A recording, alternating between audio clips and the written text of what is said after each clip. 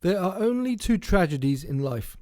One is not getting what one wants, and the other is getting it. Oscar Wilde. The incisive brilliance and brevity of Oscar Wilde resulted in volumes of famous quotes that communicated with minimal effort the frailties and ridiculousness of the human condition. Jailed for his open expression of homosexuality, some of his best works emanated from his jail cell at Her Majesty's Prison Reading. Wilde was able to crystallize and communicate with a caustic humor the absurdities of human behavior, while suggesting poetically pragmatic solutions that cut mercilessly through the false niceties of Victorian society. The above quote is one of hundreds and accurately describes the contradiction and confusion of human nature.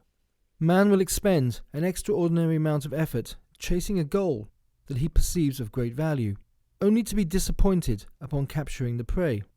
The amusing thing about this aspect of human behavior, perfectly coined in the above phrase, is that despite the number of disappointments his ventures may bring, he continues on the same never-ending cycle, hoping that one day he will be proved wrong. The aspect of the, quote, chase that appeals to his primitive nature is the self-confirmation that he is in possession of the ability to achieve his personal goals, thus confirming his validity and bolstering his ego. The actual capture of the prey is invariably anticlimactic, and, in a surprisingly short period of time, his interest wanes to the point of abandonment to be replaced by yet another quest. This is the journey of man, the chase, the catch, and then the loss of purpose.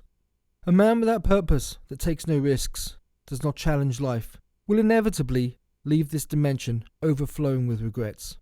The things we chase in life are fueled by our desire, which is in fact the experience we all fundamentally crave.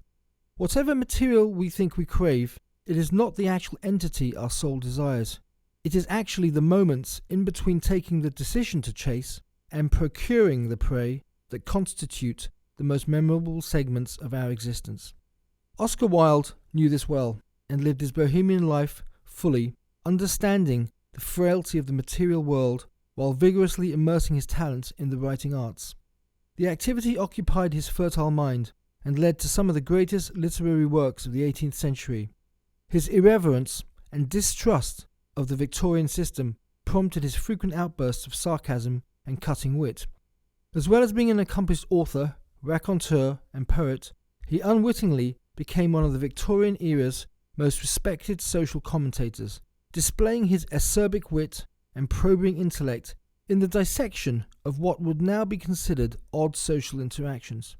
His ability to acutely observe the mating games of the Victorian male and female most likely led to the above expression, as it became evident over time that once the man had completed his conquest, his real tragedy then began. A lifetime of misery stuck in the sinking sand of marriage. The wisdom of Oscar Wilde is the distilled version of the millions of voluminous self-help books that waffle on in endless chapters with no real point or defined message. I would suggest that anyone in need of emotional, spiritual, or cultural guidance spend some time with the writings of this man. He humorously analyzes human behavior with short, poignant pieces that are remarkably rememberable. Getting it sounds so final and somewhat depressing. I think most people would agree that their emotional state during the chase or during the construction of any project is one of elevation and joy, with a childlike expectation of completion. Completion, however, is invariably anticlimactic, and unless you have the New York Symphony Orchestra announcing what a good job has been done, it is not unusual for the participants to feel a sense of depression. After all, their purpose for the time being has come to an end, and this really drives home the point that Oscar Wilde was indirectly making, which is that joy is most experienced during the process of getting something, with the something being almost irrelevant. There are, of course, more than two tragedies in life, but what Oscar Wilde has done with this expression is essentially clarify the entirety of human experience into two categories. His gift of communicating the complex via the brief statements, and at times dictates, reflects the rapidity with which his mind processed events, concepts, actions, and people, and to then produce pieces of wit-filled wisdom that have survived the ages.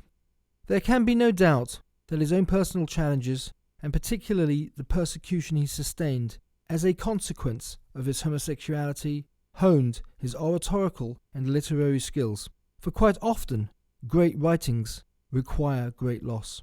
There are, of course, many lessons for us in his words of guidance. The above expression is essentially saying that anything we chase to possess becomes almost valueless the moment we seize it.